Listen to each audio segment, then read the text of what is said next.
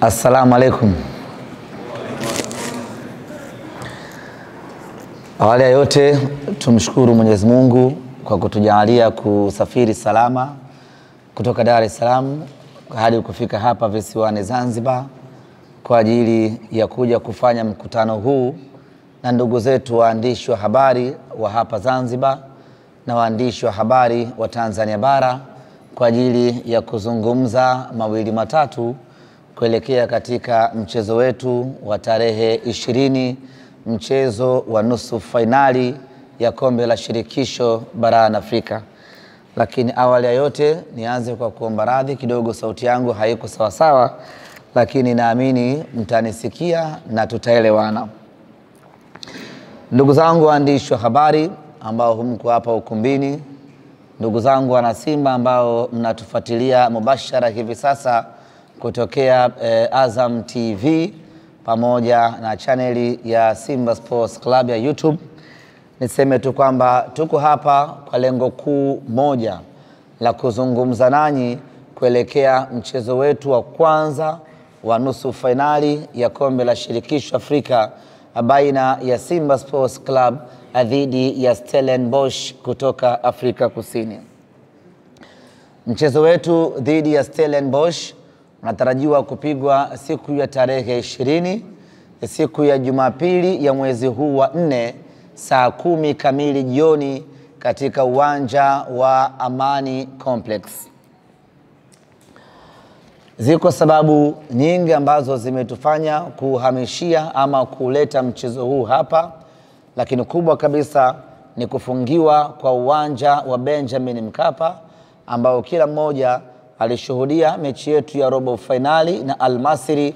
Hali ya uwanja haikuwa yenye kuridhisha sana, na hivyo basi mamlaka zikaufungia uwanja huo, na option iliyobaki kwa Simba ni kuja katika uwanja wa New Amani Complex, ambapo uwanja huu umekidhi vigezo vya CAF na ndio uwanja ambao Simba Sports Club tumeona ni sehemu salama sana kuja kucheza mchezo huu, na tukiamini ya kwamba tutapata kile ambacho tunakitaraji kwa sababu ya ubora wa uwanja wenyewe.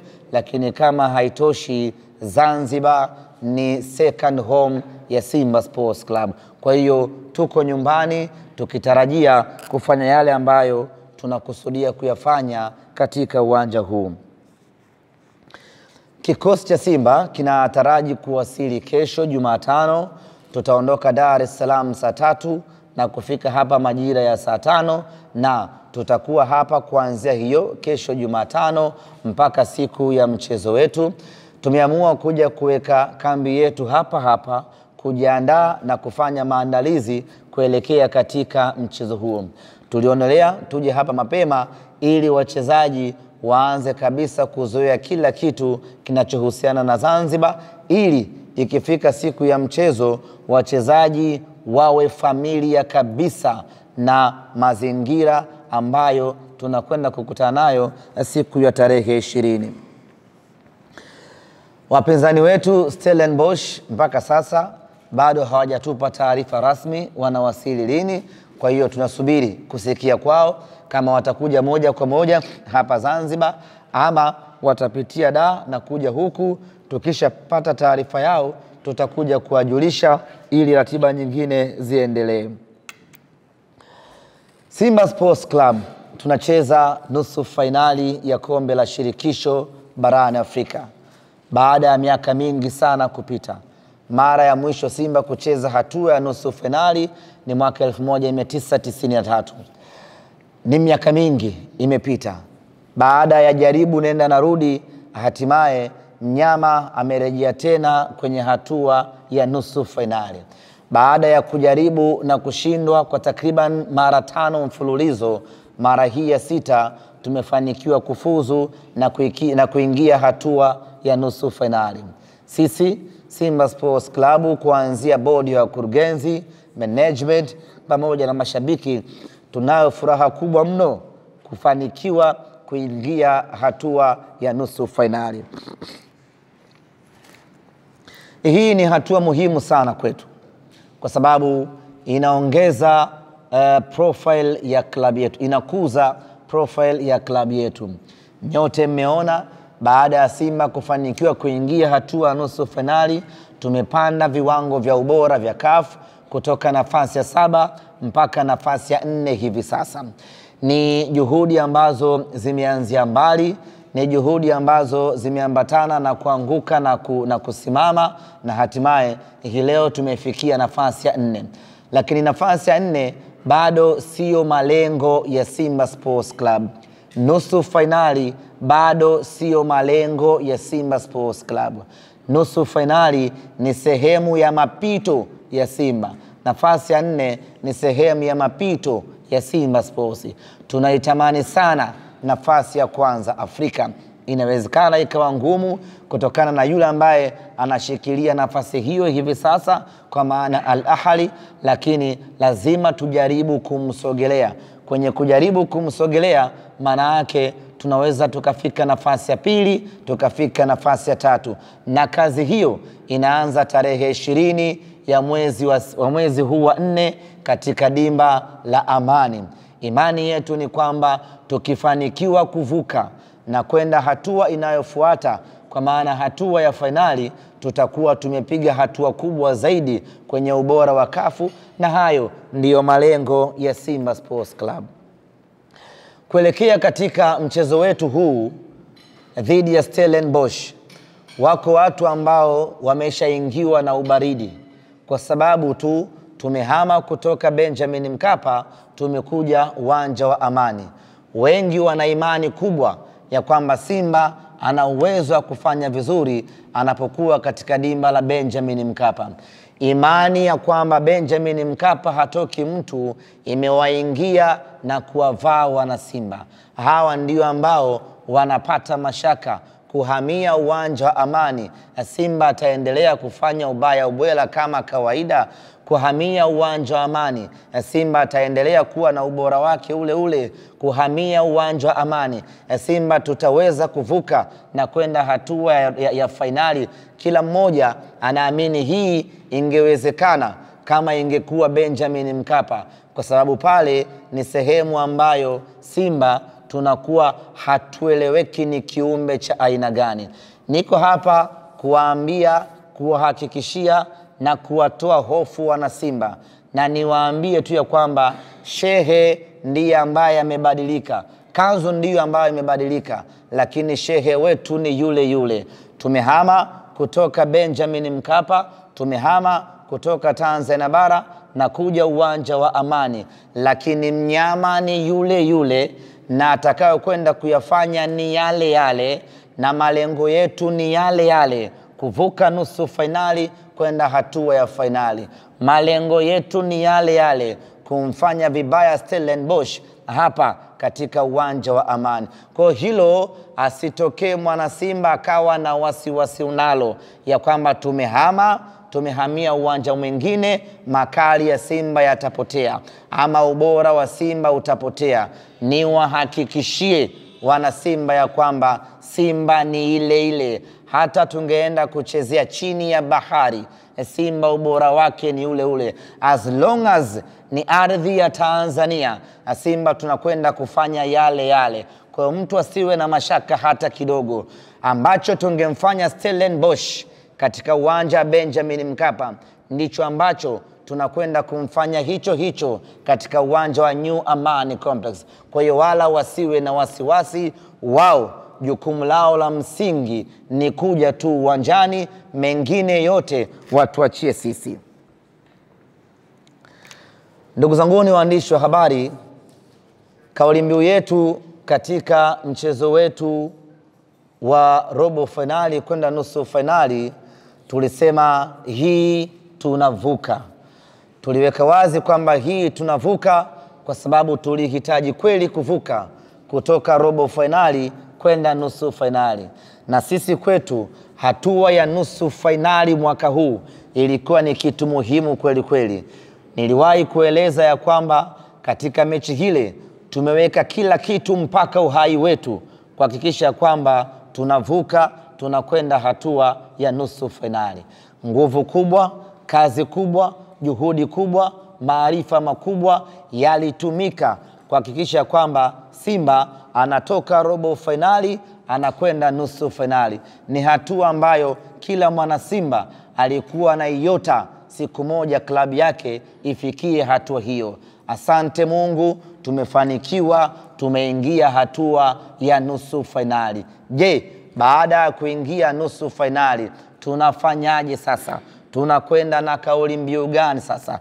Tujipukute, tuseme ya kwamba tumefanikiwa, hii ndio ilikuwa ndoto yetu, ama tufanye kitu gani? Kauli mbiu yetu kuelekea hatua ya fainali, kuelekea mchezo huu, tunasema hatuishii hapa. Baada ya kufanikiwa kuingia nusu fainali, hapo sio mwisho wetu Simba Sports Club. Tunasema hatuishii hapa, kwa maana kwamba tunatoka kutoka hatua ya nusu fainali tunakwenda mpaka fainali. Kwa niwaambie wana Simba wale wote ambao wamesharidhika na hatua ya nusu fainali ya kwamba tulihitaji hatua hii na tumeipata hatua hii, sasa turidhike. Niwaambie tu wana Simba ya kwamba sisi hatuishii hapa, tunatoka hatua hii tunakwenda fainali, na mwaka huu malengo yetu ni kwenda kucheza fainali ya kombe la shirikisho barani Afrika. Tukifika fainali, kauli mbiu yetu itakuwa tunalibeba, lakini hapa kauli mbiu yetu tunaweka wazi kwamba hatuko tayari kuishia hatua ya nusu fainali, na ndiyo maana kwa kauli moja na kwa nguvu moja tunasema ya kwamba hatuishii hapa. Ndugu zanguni, bila shaka kila mmoja alifanya kazi kubwa sana ya kuhakikisha kwamba Simba anatoka robo fainali anakwenda nusu fainali. Kila mtu ni siri yake, alifanya kitu gani Simba kufika nusu fainali. Kila mmoja anajua alifanya kitu gani. Aliyeomba anajua aliomba nini, aliyesali anajua alisali sala ngapi, alisali raka ngapi. Kila mmoja anajua alichokifanya kuhakikisha kwamba Simba inafika hatua ya nusu fainali. Wachezaji wanajua walipambana vipi kuhakikisha kwamba Simba anafika nusu fainali.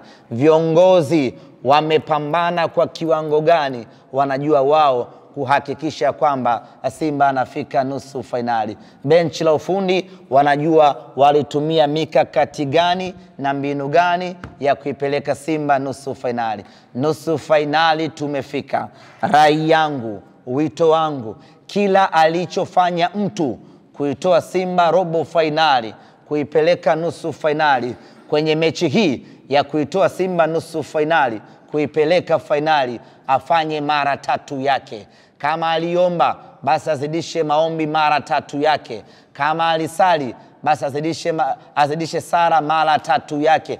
Mapambano yoyote ambayo mtu aliyafanya kuitoa Simba robo fainali, kuipeleka nusu fainali, ayafanye mara tatu yake.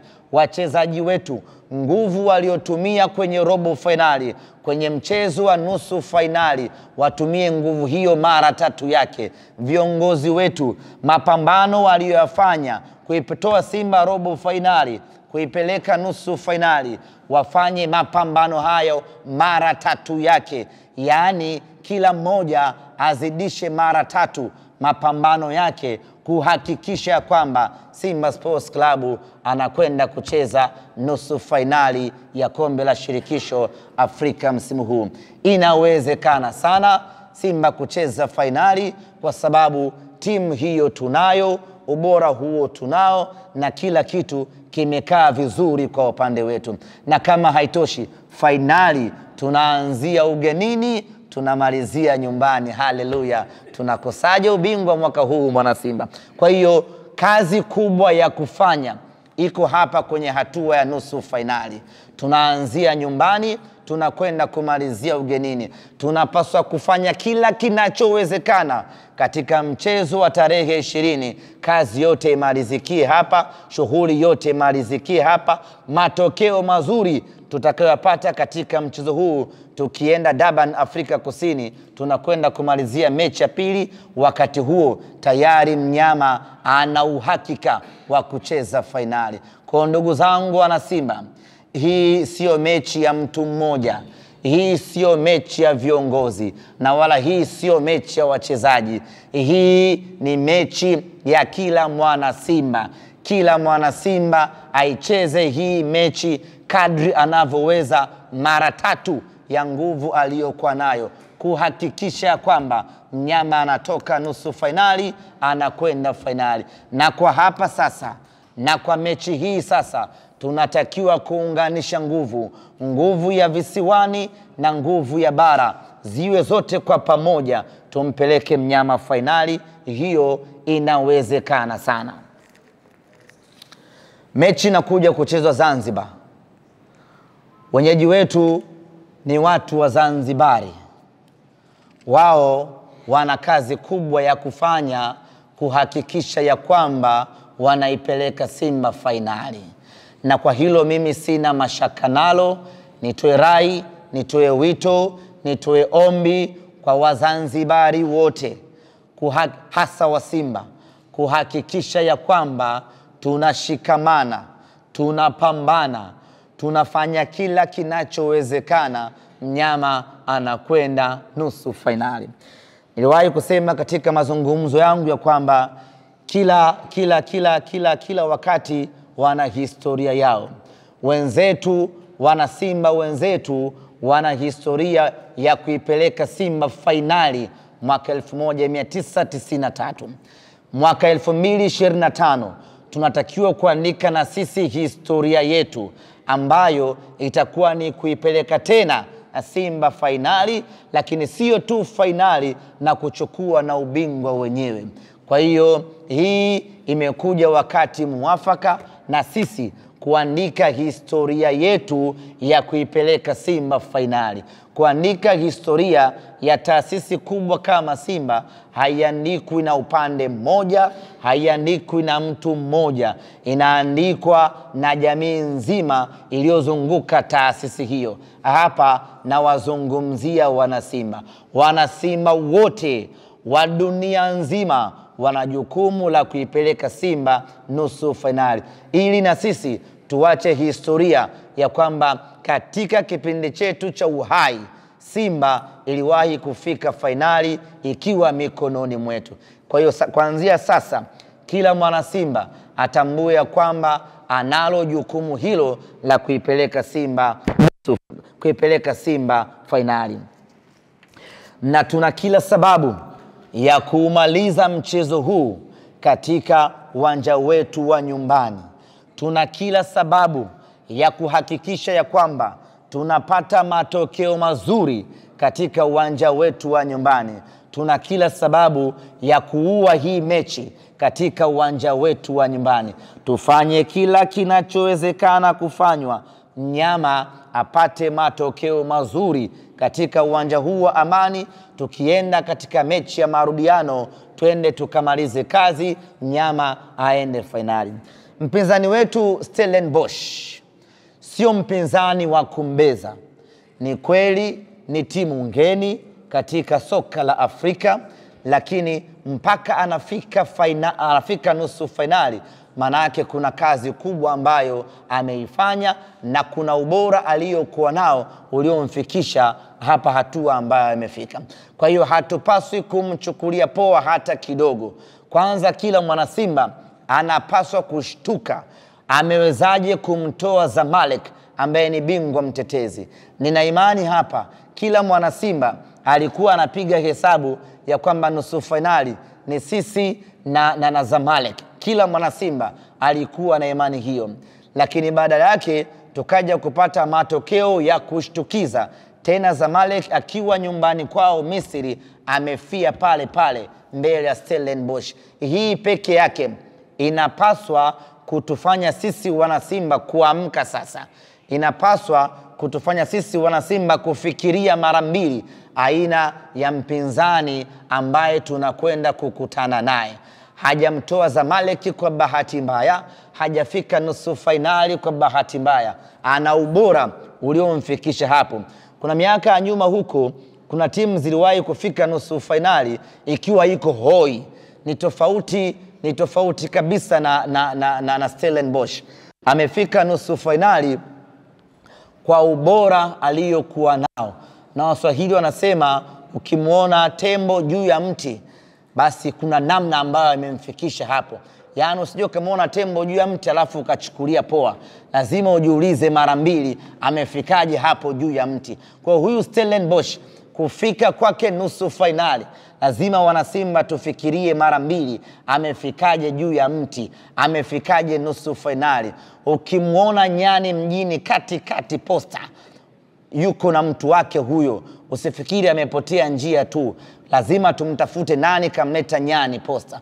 Kwa hiyo ukimuona Stellenbosch yuko nusu fainali, lazima tukae kitako wanasimba tujiulize mara mbili, huyu bwana amefikaje nusu fainali. Na kama amefika nusu fainali, amemtoa nani na nani hadi kufika hapa? Je, anashindwa kututoa sisi wanasimba? Ni jambo la msingi mno la kujiuliza. Tukishapata majibu, tujue ugumu wa kazi tuliokuwa nayo kuielekea nusu fainali yetu. Ni kweli ni timu ngeni, lakini ina wachezaji wenye uzoefu mkubwa, ina wachezaji wenye ubora mkubwa, na kama haitoshi, wana kocha mkubwa kweli kweli, ambaye Simba tumeshawahi kukutana naye kwenye hatua ya robo fainali ya kombe la shirikisho, akatufunga tukaondolewa. Nataka mjue ni kocha bora kiasi gani ambaye tunakwenda kukutana naye. Hivyo basi, sio mechi ya kuchukulia poa, wala tusihangaike kuangalia msimamo wa ligi ya Afrika Kusini, Stellenbosch anashika nafasi ya ngapi. Hiyo haitotusaidia. Tumwangalie huyu mpinzani nusu fainali ametoboa vipi. Kumbuka alianza kucheza raundi ya kwanza kabisa, preliminary, ambayo kuna timu zilitolewa hapa za Tanzania. Akaja akacheza raundi ya kwanza akatoboa, akaja akaingia group stage akatoboa, akaenda robo finali na bingwa mtetezi akatoboa. Leo hii amekutana na mnyama. Ndugu zangu ni wana Simba, tuna kazi kubwa kweli kweli ya kufanya, kuhakikisha ya kwamba tunamdhibiti, kuhakikisha ya kwamba tunamfunga hapa katika uwanja wa Amani. Tukienda kwenye mechi ya marudiano ni yena mnyama anakwenda zake fainali, na tukifika fainali hiyo ni unstoppable mpaka ubingwa insha Allah. Ndugu zangu, mchezo wetu wa Jumapili, viingilio vya mchezo huo. Kwanza niseme uwanja wa Amani, baada ya kujiridhisha na kuwasiliana na mamlaka husika, zimetuthibitishia kwamba uwanja unaingiza mashabiki 15,885. Hivyo tunapaswa kuujaza uwanja huu bila siti yeyote kubaki. Ingekuwa inaruhusiwa kila siti moja tungekaa watu wawili, ili walau tupate watu 30,000 hivi tuweze kufanana na mandhari ya Benjamin Mkapa. Lakini uwanja unaingiza watu 15,885. Ndizo tiketi ambazo zitaanza kuuzwa kuanzia hii leo. Viingilio VIPA itakuwa ni shilingi 40,000. Tunaposema VIPA, unapoingia uwanja wa Amani, kwa wale wenyeji uwanja wa Amani, hapa VVIP wanapokaa wakubwa wa nchi na wageni waalikwa, ili shavu la kushoto na kulia hapa ndio VIPA. Pale ni shilingi 40,000 kwa kichwa. VIPB Urusi ni shilingi 20,000. Mzunguko ni shilingi 10,000. na tiketi zitauzwa kwa mtindo wa N-card. Kwa hapa Zanzibar kutakuwa na vituo 15 kwa maana ya Unguja na Pemba ambavyo vinauza tiketi kwa mtindo wa N-card pamoja na duka la TTCL. N-card zinapatikana hapo, na kuanzia hivi sasa tiketi zinapatikana katika maeneo mbalimbali. Nitayataja hapa kwa faida ya wale wanaoishi Zanzibar, lakini vile vile tutatoa tangazo maalum ya vituo vyote ambavyo vinauza tiketi kwa hapa visiwani Zanzibar. Kwa wale wa Dar es Salaam, vituo vyote vya Dar es Salaam ambavyo vinauzaga tiketi katika mechi za nyuma vile vile vitaendelea kuuza tiketi katika mchezo wetu huu wa nusu finali. Wito wangu sasa, wito wangu uko sehemu mbili. Kwa hapa Zanzibar wengi tumezoea tiketi zile za paper tickets ambazo mara nyingi huwa zinauzwa siku ya mchezo. Kwa mechi hii tiketi zitauzwa kwa mtindo wa N-card ambazo unaweza kununua hii leo Jumanne ukaitunza tiketi yako mpaka tarehe ya mchezo. Na siku ya mchezo, this is very important, siku ya mchezo tarehe 20 tiketi hazitauzwa nje ya uwanja wa Amani. Tumezoea kununua tiketi siku ya mchezo uwanjani. Kunakuwa na mawakala kadhaa ambao wanauza tiketi nje ya uwanja wa Amani. Mechi hii ni ya CAF. Taratibu yake ni tofauti kabisa. Sio utaratibu wa Mapinduzi, sio utaratibu wa Muungano, sio utaratibu wa ligi kuu ya NBC, sio utaratibu wa ligi kuu ya Zanzibar. Utaratibu huu ni wa CAF ambao hauruhusiwi kuuza tiketi nje ya uwanja. Hivyo basi, yeyote ambaye anahitaji kununua tiketi, anunue tiketi yake hivi sasa katika vituo ambavyo ninavitaja hapa. Hapa nje ya uwanja Amani, kuanzia hii leo mpaka siku moja kabla ya mchezo, kwa maana tarehe 19 kutakuwa kuna mawakala wanauza tiketi hapa. Tarehe 20 hawatauzia hapa tiketi. Lakini vile vile yuko Muhammad Zaharan Abdullah. Huu ni wakala wa kuuza tiketi, anapatikana hapa Unguja. Lakini Shadrack Kimario yupo Kariakoo Mchina Tambi, naye ni wakala wa kuuza tiketi. Nuhu Jumanne yuko Bubu Skuli, naye vile vile anauza tiketi. Rashid Isa Juma yuko Fuoni Mambo Sasa na Wasilisha, naye vile vile anauza tiketi. Lukman Omar Hamis yuko Radio 1 Daraja Bovu, naye anauza tiketi. Harith anapatikana hapa maeneo ya Amani. Fahad yupo Kwerekwe. Hamza yuko Meli Tano. Suleiman yupo Kwerekwe Sokoni. Mwinyi Mwana Kwerekwe Car Wash, naye vile vile anauza tiketi. Bila kumsahau TTCL ambayo ipo Kijangwani, na kwenye vile vile wanauza tiketi. Kwa hiyo tiketi yako nunua mapema hivi sasa. Kwa wale wa Dar es Salaam, usisubiri mpaka uje Unguja ndio uje ununue tiketi yako. Tiketi yako mwana Dar es Salaam, nunua huko Dar es Salaam. Ukija huku uje na tiketi yako mkononi. Tumetaja capacity ya uwanja hapa ili kila mtu aone ni idadi ndogo kiasi gani ukilinganisha na mahitaji ya watu ambao wanahitaji kuja kwenye huu mchezo. Maana yake, ili kujihakikishia kuiona Simba nusu finali, unatakiwa kununua tiketi yako mapema ili uimiliki, na siku ya mchezo ikifika uje ushuhudie mchezo, uje ushuhudie historia, uje umuone mnyama.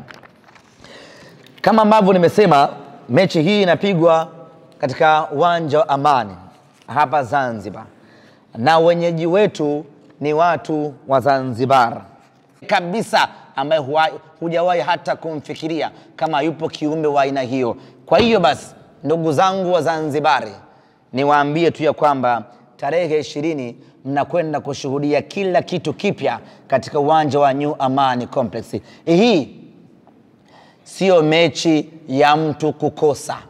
Hii sio mechi ya mtu kuangalia kwenye TV. Hii sio mechi ya mtu kuhadithiwa.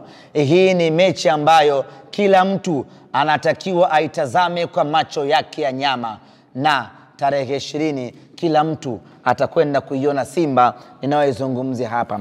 Na watu wa Zanzibar na kila sababu ya kujipongeza kupata nafasi ya kuiona Simba hii ambayo kwa mara ya kwanza, ikiwa nafasi ya 4 kwa ubora Afrika, inakuja kucheza katika ardhi yenu. Maana yake ni kwamba ni heshima kubwa, ni jambo la kujivunia. Tukutane New Amani Complex tarehe 20. Mechi ni saa 10 kamili, na hili ningependa tusisitizane hasa kwa wenyeji hapa, na kwa kuwa nyie ndio wenye huu mchezo, lazima tuwekeze nguvu kukumbushana kuhusu nyinyi. Tumezoea mechi zetu hapa mara nyingi ni saa 2:15 usiku, umeshashiba vizuri bofu yako, unakuja uwanjani. Mechi hii ni saa 10 kamili jioni, jua kali linawaka, ndio mechi inapigwa. Na kwa makusudi na kwa sababu zetu tumeweka muda huo, kwa sababu muda mzuri wa mazishi waga ni saa 10.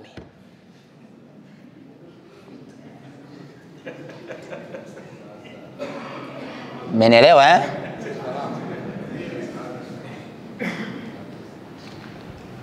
Muda mzuri wa kumzika mtu waga ni saa 10. Na sisi mida yetu yote ambao tukitaka kufanya ubaya ubwela na inatiki waga ni saa 10. Kwa saa 10 tunakwenda kuzika mtu New Amani Complex. Amani Complex, neno new toa. Amani Complex, tunakwenda kuandika kaburi la kwanza pale. Tukutane Amani Complex. Kwa hiyo tujiandae kisaikolojia, ndugu zangu. Mechi ni saa 10 kamili. Wale wanaotarajiwa kutoka Dar es Salaam na maeneo ya mbali ya siku ya mchezo, basi watambue kabisa mechi ni saa 10.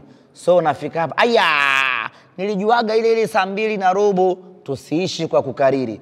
Mechi ni saa 10 kamili jioni. Huo ndio muda wetu Simba Sports Club wa kufanya ubaya ubwela, ndio muda wetu wa kwenda kuzika watu. Kwa hiyo tukutane saa 10 kamili. Kama kawaida yetu, sisi ni watu wa heka heka, na mechi hii pamoja na kwamba tuna uwezo wa kuuza tiketi 15,000 ndani ya muda mfupi, lakini asili yetu hatuwezi kuiacha, na mjasiri haachi asili. Asili yetu ni kispika, asili yetu ni hamasa, asili yetu ni kupita kijiwe kwa kijiwe, tawi kwa tawi, kuhakikisha kwamba tunafanya hamasa. Hata tiketi zikiisha leo, lakini ratiba yetu ya hamasa iko vile vile, iko pale pale. Hivyo basi, tunatarajiwa kuanza hamasa ya mtaa kwa mtaa, tawi kwa tawi, kuanzia siku ya Alhamisi. Sijui itakuwa tarehe ngapi, lakini ni Alhamisi tarehe 18. Hamasa yetu itaanzia kwenye tawi la Mkwajuni ambalo lipo mkoa wa Kaskazini Unguja. Ni mbali kidogo kwa nyie wageni, ni mbali kidogo, lakini tutakwenda kuanzia hamasa yetu huko kwa ajili tarehe 17. Chiko umedanganya. Alhamisi ni tarehe 17. Tukitoka tawi la Mkwajuni tunakwenda tawi la Bumbwini liko huko huko mkoa wa Kaskazini Unguja. Hiyo itakuwa ni siku ya Alhamis, siku itaishia hapo. Siku ya Ijumaa tutaanza na kutoa sadaka kwa watoto yatima. Kituo umeshapata? Sawa. Kwenye kutoa msaada kwa watoto yatima tunashirikiana na Mo Dewji Foundation. Lakini Mzanzibari yoyote, Mtanzania yoyote ambaye atahitaji kujumuika nasi siku ya Ijumaa anaruhusiwa na yeye kuja na sadaka yake, tukaambatana kwa pamoja na kwenda kuwafariji watoto yatima ambao wana uhitaji. Lakini inawezekana wote tusiweze kwenda kwenye kituo kimoja.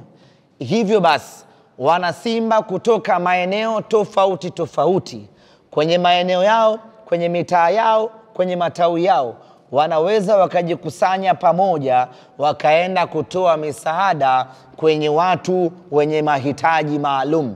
Hiyo itakuwa ni siku ya kitaifa ya Simba kutoa sadaka kwenye vituo vya watoto yatima, kwenye mahospitali, kwenye watu wenye mahitaji, ili mradi kujikaribisha karibu na Mwenyezi Mungu, ili tutakayomuomba atujalie tarehe 20 tuweze kufanya vizuri. Kwa hiyo kwa hapa visiwani Zanzibar, atakayeweza kuambatana nasi ruksa, atakayeshindwa anaweza akafanya yeye binafsi, wakafanya kama tawi, wakachagua eneo lao, wakaenda kutoa sadaka yao, wakaenda kutoa msaada yao, ukiweka nia ya kwamba Mungu, nakupa sadaka, natoa sadaka hii ili Simba yangu iweze kufanya vizuri siku ya tarehe 20. Mungu anapokea, tunamfanyia mtu hapo umafia, nyama anakwenda zake finali. Kwa hili ni swala la kitaifa, kila mwana Simba, kila tawi wanapaswa kufanya hivyo siku ya Ijumaa tarehe 18. Tukimaliza kutoa msaada ama sadaka, tunaendelea na hamasa katika tawi la Mbuzini. Liko maeneo ya Mbuzini huku, kuna amsha vibaya mno huko. Tutakwenda kufanya hamasa huko kwa ajili ya kuwaita wanasimba kwa ajili ya mchezo wetu. Siku itaishia hapo Mbuzini. Jumamosi tunaamkia Mtoni Kidatu. Mtoni Kidatu iko hivi. Baada ya Mtoni Kidatu tunakwenda tawi la Mwanyanya, iko maeneo ya katikati hapa. Iko wapi? Siku ya Jumamosi tutatembelea vijiwe vya kahawa vile maarufu vya hapa mjini, ambavyo vina wanasimba tu, kwenda kuwasalimia na kualika kwenye mchezo wetu. Na kwa hapa Kajole, uwe very smart, usije ukanipeleka kwenye vijiwe vya wavimba macho, unipeleke kwenye vijiwe vya wanasimba nikazungumze na wanasimba wenzangu. Usitupeleke kwenye vijiwe vya watu ambavyo roho zao zimekunja vibaya mno baada ya Simba kuingia nusu fainali. Ndugu zanguni, kuna watu tunacheka nao tu, lakini wanaumia kuanzia utosi mpaka unyayo baada ya Simba kuingia hatua ya nusu fainali. Kwa hiyo tuwe nao makini mno, tucheke nao lakini tusiwaamini. Wanateseka kuanzia asubuhi mpaka jioni. Kila wakikumbuka ya kwamba Simba ameingia nusu fainali, wanaumia pakubwa mno. Hasa hawa watu ni wakuwa nao kwa umakini. Kwa hiyo tutakwenda kutembelea vijiwe vya kahawa, lakini vile ambavyo tuna uhakika navyo ni vijiwe vya Simba Sports Club. Jumamosi tutakuwa na funga kazi kwenye tawi la Kikwajuni. Hili ndiyo tawi la kwanza la Simba Sports Club Tanzania nzima. Lilianzishwa hili, baada hapo likaja tawi la Shibam ambalo ndio tawi la pili, lakini tawi la kwanza kabisa ni tawi hili la Kikwajuni. Kwa hiyo siku ya tarehe 19 tutakuwa na mkutano mkubwa kabisa baina ya sisi na wanachama, mashabiki wote wa tawi hili la Kikwajuni, na matawi yote ya hapa Zanzibar mnaalikwa kwenye tawi hili la Kikwajuni kwa ajili ya funga kazi kuelekea katika mchezo wetu ambao utakuwa ni kesho yake siku ya tarehe 20. Inawezekana kwenye orodha hii tawi lako halijatajwa ama tawi lako halimo. Hiyo isikutie mashaka mwana Simba. Muhimu hapa sio kutembelea tawi fulani. Muhimu hapa ni kutembelea wana Simba. Kwa hiyo kama wewe uko karibu na tawi fulani lakini sio tawi lako, wewe njoo kwenye hilo tawi, tutakutana hapo tuzungumze pamoja. Kama ilivyo kwa Muislamu achagui msikiti, adhana ikilia hapo hapo walipo wanaingia na swali. Ndivyo hivyo kwenye harakati hizi, tawi lolote ambalo wewe mwana Simba utakuwepo ni karibu yako, karibu hapo tuje tuzungumze kuhusiana na Simba yetu. Kwenye hili letu ni moja, hatuishii hapa, tunataka kwenda mpaka fainali. Baada ya kusema hayo, ndugu zangu waandishi wa habari, bila shaka nimegusa maeneo yote, na kwa mantiki hiyo basi kama kutakuwa kuna maswali nikaribishe maswali, na kama hakuna maswali niseme tu kwamba mechi yetu hii ya nusu fainali tumepata udhamini. Yaani mechi hii ya nusu fainali ina wadhamini wake maalum kutokana na ukubwa wa mechi yenyewe. Na kwa hapa nipende kumtambulisha CRDB Bank kama mdhamini wetu katika mechi yetu hii ya nusu fainali. Amekuwa nasi CRDB tangu mechi ya kwanza kabisa ya hatua ya makundi mpaka hii leo, ameendelea kudhamini mechi hadi mechi. Tunamshukuru kwa sababu udhamini wake unatuongezea nguvu wana Simba na unatuongezea ubora, na hatimaye tumefanikiwa kufika mpaka hatua ya nusu fainali. Na tumwambie tu ya kwamba CRDB ya kwamba hatutakuangusha, tutakupeleka mpaka fainali kwa mapenzi yake Mwenyezi Mungu. Manake ni kwamba utaendelea kutupa hela zako mpaka fainali. Lakini vile vile tuko na Yas, naye kutokana na umuhimu na thamani na ubora wa mchezo wetu huu, Yas naye vile vile ametudhamini Simba Sports Club ili tuwe na mazingira mazuri ya kimaandalizi na hatimaye tufanikiwe kwenda hatua ya fainali. Yas tumekuwa naye kwenye matukio mbalimbali ya kisimba, ikiwemo Simba University Bonanza ambaye yeye alikuwa ni mdhamini mkuu, na sasa amekuja tena kuongeza nguvu kwenye mechi yetu hii ya fainali ili mnyama aweze kuvuka na kwenda hatua ya fainali. Na kampuni yoyote ambaye inahitaji kudhamini Simba Sports Club kwa mechi hii ya nusu fainali, kwa mechi hii ya nusu fainali, anakaribishwa, milango iko wazi. Na nichukue nafasi hii kuishukuru CRDB pamoja na kampuni ya Yas kwa kuona umuhimu, kutambua thamani ya mechi hii na kuona kila sababu ya wao kuongeza nguvu, kumwongezea nguvu mnyama ili twende tukapambane na Stellenbosch na hatimaye tuvuke twende hatua ya nusu finali. Mwakilishi wa CRDB na mwakilishi wa Yas ambao mko hapa ukumbini, nitawapa nafasi mzungumze kidogo, lakini naomba mfikishe salamu za Simba Sports Club kwa mabosi wenu ya kwamba Simba tunathamini, tunatambua na tunashukuru support yenu ambayo imetuongezea nguvu ya kwenda kumuua Stellenbosch, na sisi tunawahakikishia ndugu zetu wa CRDB na Yas ya kwamba hatutaishia hapa. Baada ya kusema haya, nipokee maswali matatu ama tufanye manne, mawili kutoka bara na mawili kutoka visiwani, na baada hapa ni wakaribishe ndugu zangu wa Yas na CRDB. Karibu sana bwana Jadu. Lengo ni nyama kufuzu kwenda hatua ya fainali.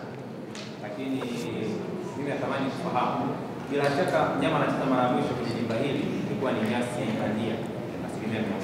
Lakini sasa kuna maboresho yamefanyika, kuna asilimia kubwa ya nyasi asilia. Natamani kufahamu, je, kuna mpango ambao umeweka kuhakikisha pengine timu na wama kikosi kawai ili kuzoea mazingira, ama hii tayari ni mtawa wote pale tunacheza? Swali nyingine ndio Bigane TV. Swali langu ni kuhusiana na kwenye hizi hamasa ambazo zinavyo tumeona kwenye mchezo uliopita kulikuwa kuna mtu ambao mliwekeza kuwaita wageni mbalimbali ambao walionyesha pia kupata hamasa kutoka kwa mashabiki. Kwa upande huu kwenye mchezo huu labda kuna wageni wengine ambao mnawaalika.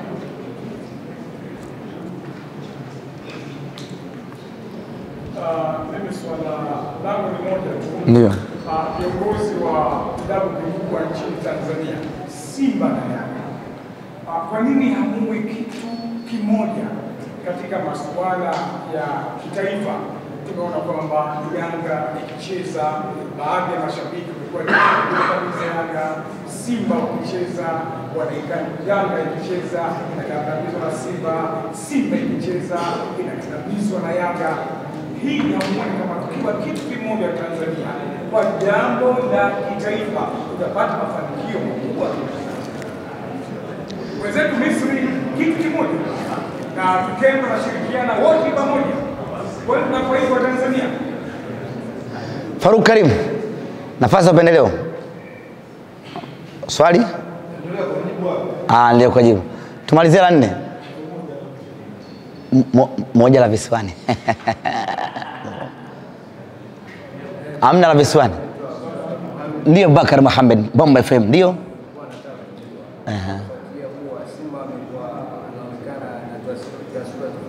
Ndio. Ndio.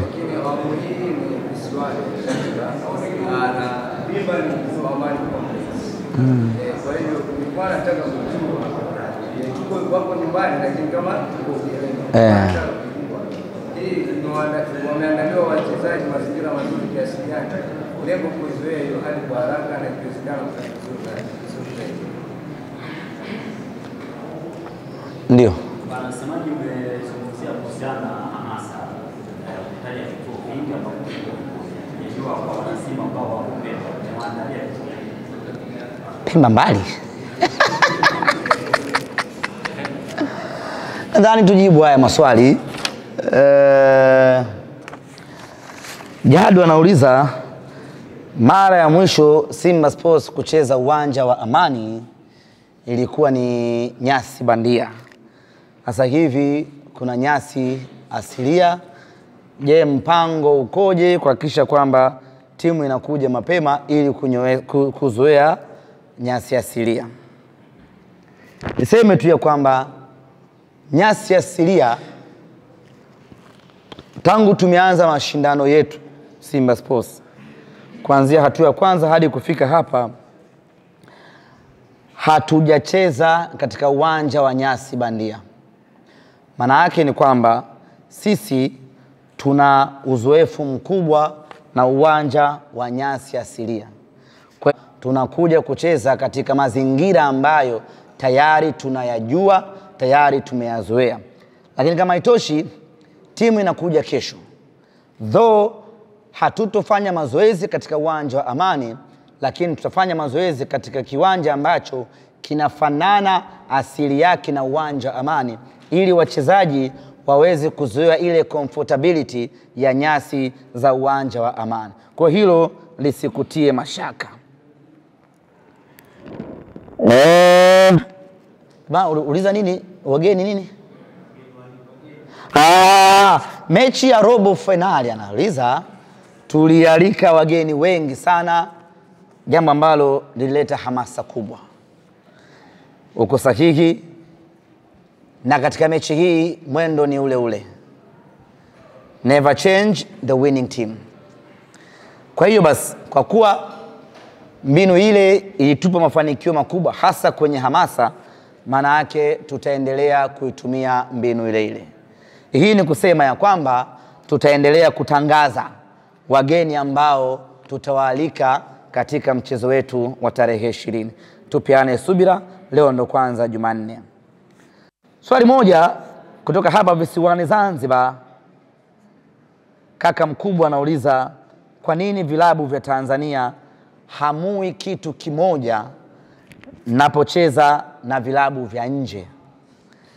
Na huyu bwana aliuliza anaonekana ni mzalendo sana, kwa sababu ameuliza hili swali kwa uchungu. Nilikuwa nasoma taswira yake ilivyo. Swala la kuwa kitu kimoja.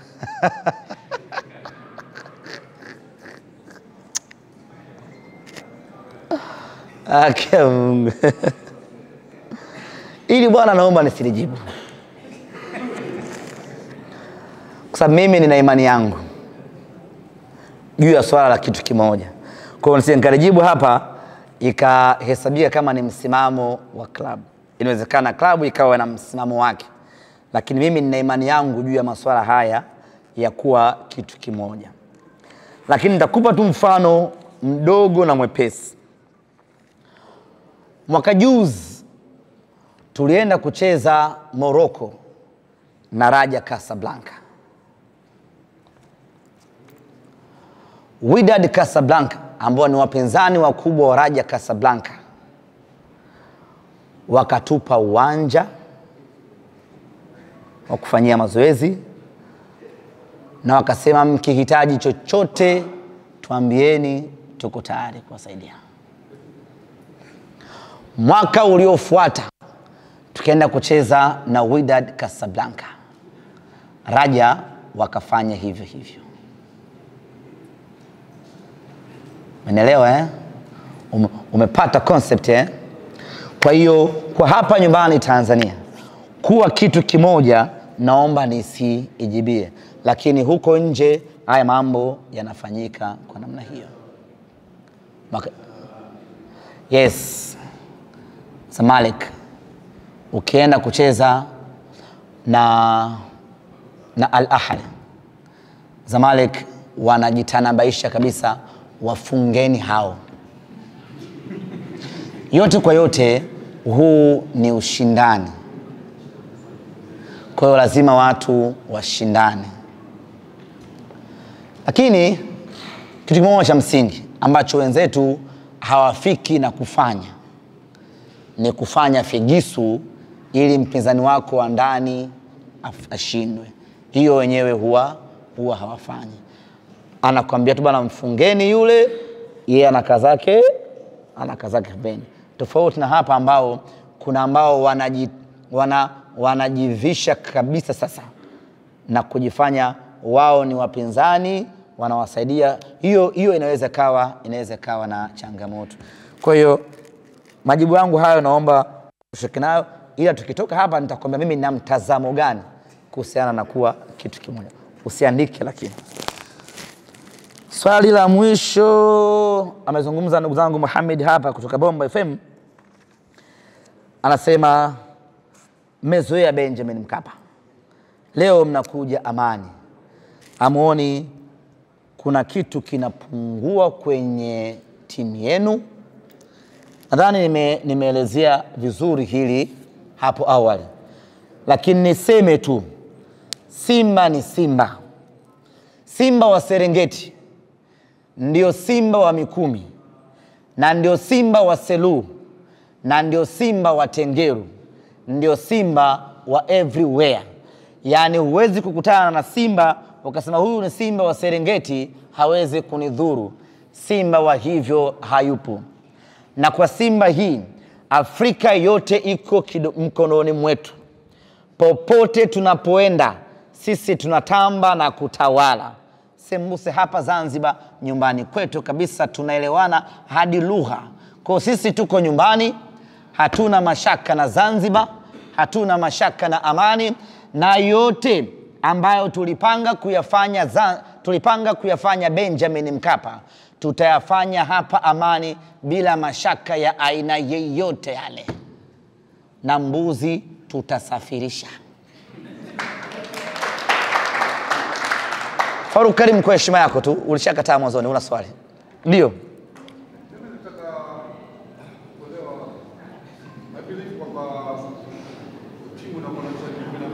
Ndio.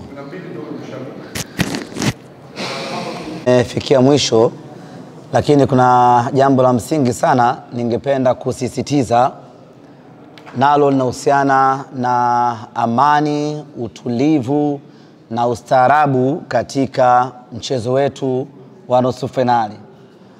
Wako watu wenye nia ovu ambayo wamekuwa na mipango kadhaa ya kuihujumu Simba ionekane ni timu yenye watu ambao ni wakorofi, ni timu ya wafanya vurugu, ni timu ya watu ambao hawana maana kwenye mechi za CAF, ili tuweze kuadhibiwa na CAF, kufungiwa kutoenda uwanjani. Kwenye mechi yetu na Al Masry, kila mmoja alishuhudia dakika za mwishoni kuna mtu mmoja alivamia uwanja, lakini kabla hajatimiza dhamira yake aliyokusudia alizuiliwa. Sasa basi, mtu yule baada ya kumwangalia kwa kina, hakuwa shabiki wa Simba, ni mtu ambaye alikuwa na ajenda yake ambayo aliingia nayo uwanjani, na ajenda yake ni kuichafua taswira ya Simba Sports Club ambayo imekuwa na taswira chanya ya mashabiki bora. Sasa kuelekea mchezo wetu wa tarehe 20, kila mwana Simba awe mlinzi wa mwana Simba mwenzie. Kabla mtu hajafanya chochote, wewe ambaye umekaa pembeni utakuwa unamuona, wewe ndio uwe mtu wa kwanza kumdhibiti huyo mtu. Baada ya hapo utaita usaidizi wa askari kwenda kusaidia zaidi. Tusikubali mtu yoyote atuchafulie taswira yetu ambayo tumehangaika kuijenga kwa miaka mingi. Na sisi bado tuna mchezo mmoja wa fainali mkononi. Kwa hiyo hatuko tayari kwa namna yoyote ile kuicheza fainali bila kuwa na mashabiki. Kwa hiyo ukimwona mtu anajiandaa, ana mpango wa kushuka uwanjani kuja kufanya vurugu, wewe anza naye kumdhibiti huko juu, alafu askari watakuja kukusaidia kumdhibiti zaidi. Ukimwona mtu anajiandaa kurusha kitu, au kafanikiwa kurusha kitu, au kuwasha kitu, hakikisha unamshikilia huyo mtu mpaka askari wanapokuja kutoa usaidizi wa kisheria. Kwa hiyo ndugu zanguni wana Simba, sisi wenyewe kwa wenyewe tuwe walinzi ili kulinda hadhi na heshima ya klabu yetu ya Simba Sports Club. Kumbukeni, tupo kwenye uangalizi wa CAF. Ikitokea tumefanya chochote cha kuvunja sheria za mpira wa miguu, hasa kwenye eneo la mashabiki, maana yake tutazuiwa kuingiza mashabiki. Na tukizuiwa kuingiza mashabiki, maana yake fainali tunakwenda kuiangalia wachache pale Benjamin Mkapa. Sasa tusifikie huko, tudhibitiane wenyewe kwa wenyewe. Asanteni sana.